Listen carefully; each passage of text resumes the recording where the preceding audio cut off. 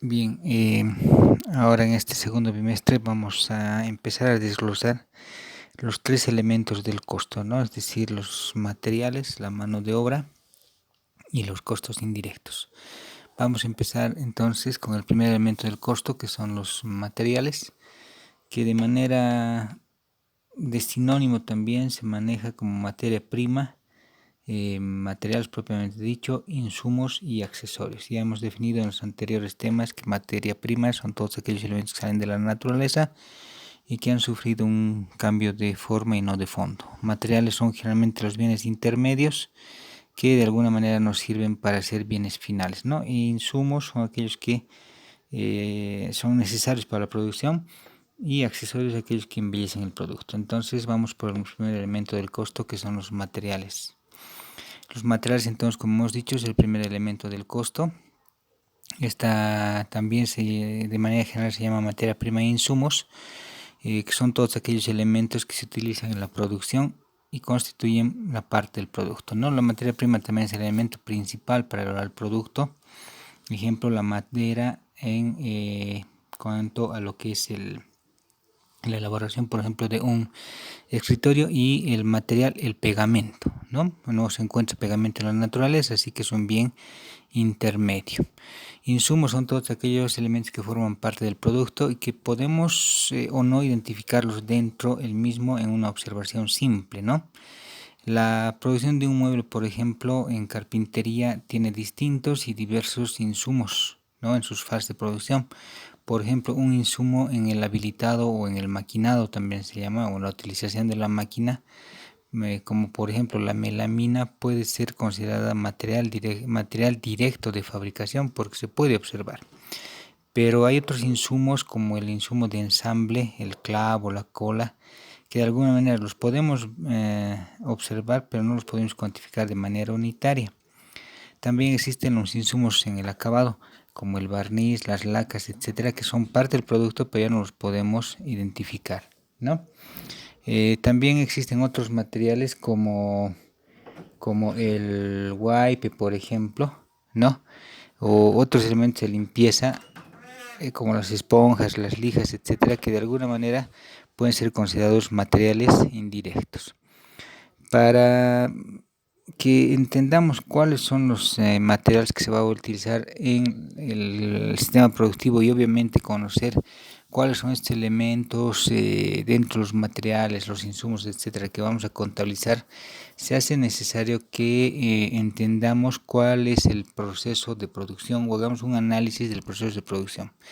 En este caso, por ejemplo, cuando queremos fabricar un escritorio, identificamos el proceso productivo y entendemos que hay 4 procesos. Tenemos aquí en el video el habilitado, el maquinado, el ensamble, el acabado, y dentro de ellos sus subprocesos. En el caso, por ejemplo, del habilitado, tenemos el trozado de la madera, el cepillado. En el caso del maquinado tenemos, por ejemplo, el perfilado de la madera. En el ensamble tenemos el armado de la estructura, y en el acabado tenemos, por ejemplo, el acabado final, el acabado 1, 2, etcétera, y la colocación de la cerrajería. Una vez que hemos entendido entonces cuál es el proceso propio de producción del producto que vamos a elaborar, que en este caso es un escritorio, ya podemos hacer un listado de qué es los materiales que vamos a utilizar. Aquí tenemos, por ejemplo, madera, tenemos cola sintética, clavos, lijas, etcétera, y dentro de ello clasificamos estos materiales en propiamente materiales, insumos y materia prima, y generalmente todos ellos son costo variable. Una vez que hemos identificado los elementos que vamos a necesitar, que vamos a tener que comprar o adquirir para la utilización en el sistema productivo, estos elementos deben ser también analizados desde el punto de vista de su medida, ¿no? O unidad de medida. En este caso, por ejemplo, tenemos la madera en pies, ¿no?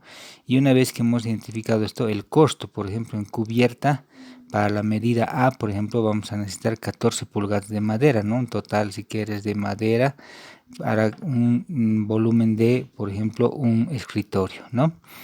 Una vez que hemos definido estos elementos que vamos a utilizar en el sistema productivo, tenemos que empezar a pensar en el proceso de compra. Y el proceso de compra básicamente tendrá que ver con este pequeño esquema que ven en el video, que es reconocer la necesidad que tenemos de compra de materiales, de madera en este caso, describir qué tipo de madera vamos a necesitar, la descripción de necesidades, determinar las fuentes de abastecimiento, es decir, los proveedores, el mercado donde podemos comprar la madera, determinar el precio, es decir, dentro de ese mercado hacer cotizaciones, negociaciones a cuánto nos van a vender la madera, luego asignar la compra, es decir, ya cerrar el negocio de provisión y luego hacer un seguimiento en cuanto a lo que es la logística de entrega de la madera, ¿no?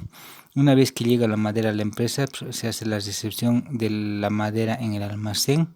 Luego contablemente se pagará seguramente el resto o el total de la compra y tendremos que ir haciendo mantención de registro, especialmente en la unidad de almacenes, cuánta madera está saliendo al sistema productivo. Como ven, se hace necesario entonces, desde el punto de vista de costos, de contabilidad de costos, coordinar con unidades de compra, unidades de almacenes, que son los que nos van a proporcionar la información para la contabilización de este sistema productivo. Les voy a direccionar a una página de internet para que ustedes tengan un curso de gestión de almacenes, independientemente de la materia, independientemente de la nota. Voluntariamente, aquellos que quieran conocer un poquito más qué es la gestión de almacenes como un plus a este tema de costos del primer elemento del costo.